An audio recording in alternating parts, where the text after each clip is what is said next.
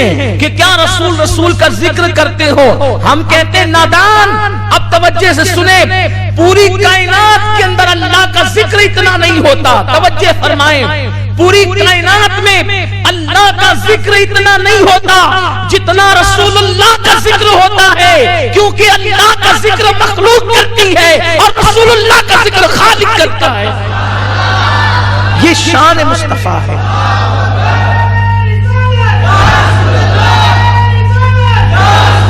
ये अपने नबी की शान है, ये अपने नबी का मकाम है। तो अल्लाह तबारक व तआला फिर कुर्बान जाएं। आप नमाज पढ़े तो सवाब मिलता है, आप रोजा रखें तो सवाब मिलता है, आप हज करें तो सवाब मिलता है, आप ज़कात दें तो सवाब मिलता है, आप रुकू करें तो सवाब मिलता है, आप अल्लाह अकबर कहें तो सवाब मिलता है, आप सुभान अल्लाह कहें तो सवाब मिलता है, आप अल्हम्दुलिल्लाह कहें तो सवाब मिलता है। लेकिन जब आप दुरूद पढ़ते हैं तो आप इतने महबूब हो जाते हैं, आप इतने महबूब हो जाते हैं कि जब आप दुरूद पढ़ते हैं, अल्लाहुम्मा सल्ली अला मुहम्मद, ए अल्लाह मेरे महबूब पे दुरूद नाजिल फरमा, तो अल्लाह के रसूल फरमाते हैं सल्लल्लाहु अलैहि अशरा, तुम एक मर्तबा मुझ पे दुरूद पढ़ते हो तो अल्लाह 10 मर्तबा तुम पर दुरूद नाजिल फरमाता। यानी इंसान तो कितना मुकर्रब हो जाता है अल्लाह का कि तू एक बार हुजूर पे दुरूद पढ़े तो अल्लाह तुझ पे 10 बार पढ़े। अल्लाह तुझे नहीं देखता कि तू शराबी है, तू जुआरी है, तू जानी है, तू झूठा है, तू गीबत करने वाला है, तू चुगलखोर है। बस अगर मोमिन है एक बार हुजूर पे दुरूद पढ़ा तो अल्लाह 10 बार तुझ पे दुरूद नाजिल करे। जिस पे अल्लाह दुरूद भेजे वो कितना मुकर्रब होगा। और दुरूद कब मिलता है? नमाज पढ़ने से नहीं मिलता। अल्लाह नमाज पढ़ने पे सवाब भेजता है, नमाज पढ़ने पे सवाब भेजता है, दुरूद पढ़ने पे दुरूद भेजता है।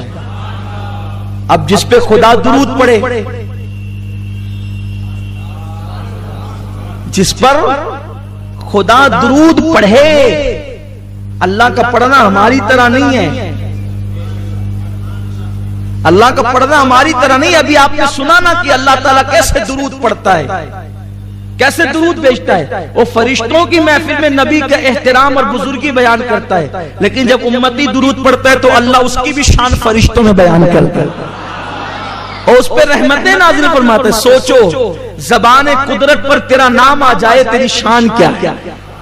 ज़बान कुदरत पर और कब आता है? जब तू दुरूद पढ़ता है, जब तू देखा दुरूद कितना मुकद्दस और मुकर्रब अमल है। इमामुल मुतकल्लिमीन मौलाना नकी अली खान रहमतुल्लाह अलैह फरमाते हैं कि बदनी, माली और कौली इबादत से, ये बदन की इबादत, माल की इबादत और कौल की इबादत, इन सारी इबादतों में, नफली इबादतों में दुरूद से बढ़कर किसी का मर्तबा नहीं है।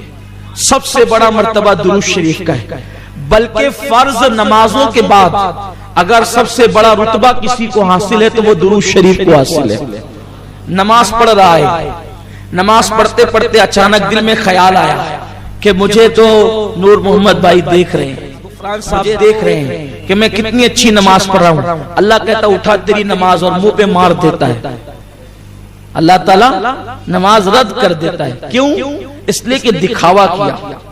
ज़कात देते हुए दिखावा किया कि लोग मुझे सखी कहे। अल्लाह ज़कात का सवाब नहीं देता, उसको मुंह पे फेंक मारता है। रुकू किया, अच्छा रुकू किया तो अगर दिखावा किया तो फेंक मारता है। लेकिन कुर्बान जाए महबूब की अजमत पर, अगर कोई दुरूद शरीफ दिखाने को पड़े, रियाकारी के तौर पे पड़े, तो अल्लाह रद्द नहीं करता, तो भी कबूल करता है। और कहा जाता है कि बंदे अब तेरी रिया को नहीं देखूंगा, महबूब की जिया को देखूंगा। तेरी रिया नहीं देखी जाएगी, अब हबीब की जिया देखी जाएगी और उनके रूह के बद्दुआ के सदके तुझे सवाब अता किया जाएगा।